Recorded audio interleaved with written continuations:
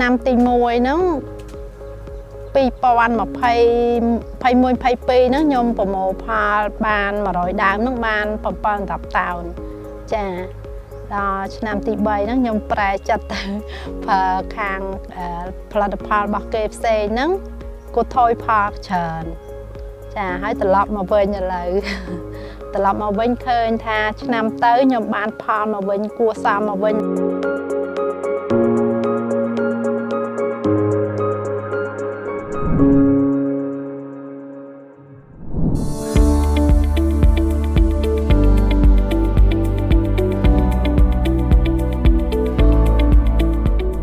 ខ្ញុំឈ្មោះផលបុយឡាងរស់នៅបច្ចុប្បន្នភូមិកតូតឃុំកតូត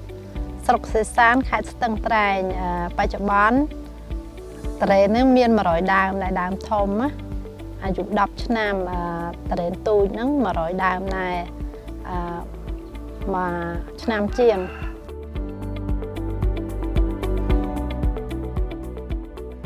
ដំបូងឡើយដែលថាដាំត្រេនហ្នឹងដោយសារប៉ាគាត់ស្រឡាញ់ត្រេនការដើមហ្នឹងគឺគាត់ទិញឲ្យដែរខ្ញុំនៅខាងកំពង់ចាមហ៎ពេលដែលខ្ញុំមកនៅខាងស្ទឹងត្រែងហ្នឹងក៏ប្រាប់គាត់ថាទិញដីបានធំអីចឹងក៏គាត់ថាដាំត្រេនទៅហើយគាត់ទិញពូជទិញឲ្យដាំទៅ2013ដែលខ្ញុំដាំ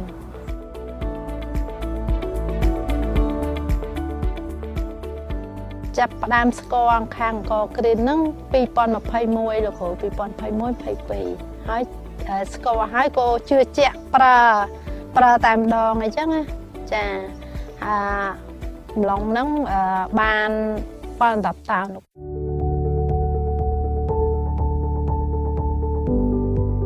ល់អង្គក្រៀនតាមលោកពូសុខាដេប៉ូខាងអូបងមន់ណាគាត់អ្នកលក់ហើយគាត់អ្នកទីប្រឹក្សាដូចថាយើងចង់ឆ្ងល់ចង់ចេះអីគាត់ជួយប្រាប់បង្ហាញអីចឹង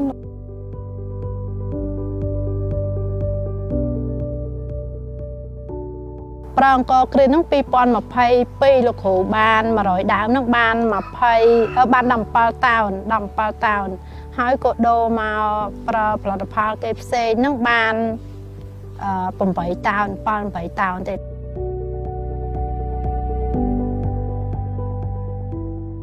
យើងនឹកឃើញថា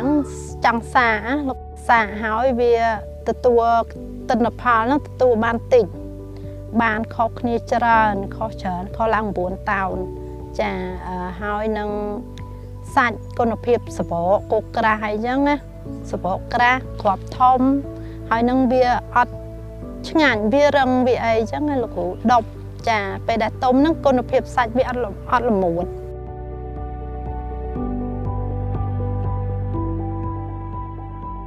ពេលដល់ខ្ញុំប្រឹងកក្រៀនវាអត់មានផលថាឲ្យយើងពិបាកថាសាច់វារឹងសបកវាស្អុយហើយទៅវាខូចខាត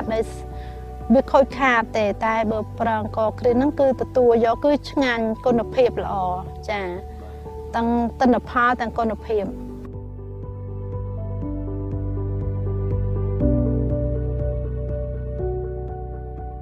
បើនិយាយពីប្រើផលិតផលគេជួបច្រើនតែពេលប្រើអង្គក្រៀនជួបអត់ជួបពេលលោកគ្រូដែលសារមានលោកគ្រូគាត់ចេះច្រើនណាគាត់មានចំណេះដឹងដូចថាផ្ដល់ទីប្រឹក្សាច្រើនគាត់ឲ្យប្រើតាមវគ្គរបស់វាអញ្ចឹងណាវគ្គដើមដងដើមវគ្គផ្កាវគ្គផ្លែ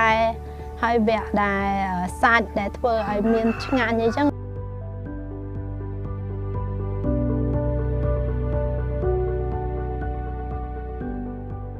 បើមកដល់ឥឡូវខ្ញុំរឹងមាំច្រើនដោយសារខ្ញុំមានលោកគ្រូពេទ្យទូច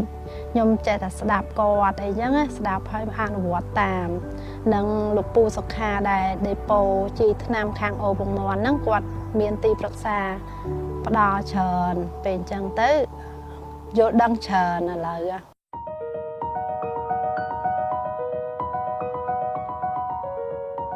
ខ្ញុំលើលោកគ្រូខាងពេទ្យទូចគាត់អញ្ជើញមកអញ្ចឹងទៅរៀនទៅស្ដាប់ជាមួយគាត់លោកគ្រូទោះគាត់បានមកអញ្ចឹងថ្ងៃដែលគាត់ឡាយហ្នឹងគឺចុចស្ដាប់ហើយទៅយកមកអនុវត្តតាមអញ្ចឹងណាចាយល់ដឹង ពីលោកគ្រូប៉ែតទូចនឹងលោកពូសុខានៅដេប៉ូនៅអូបមនលោកគ្រូ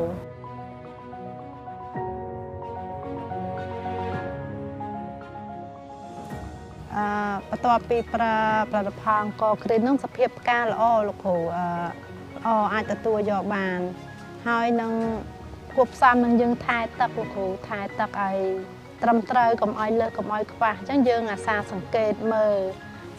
កុំឲ្យលើសកុំឲ្យខ្វះដូចជាវាប្រែសវល់ថ្នោតអីប្រែសវល់វាអត់ស្រស់ថ្លាគឺយើងថែមទឹកភ្លាមអញ្ចឹងណា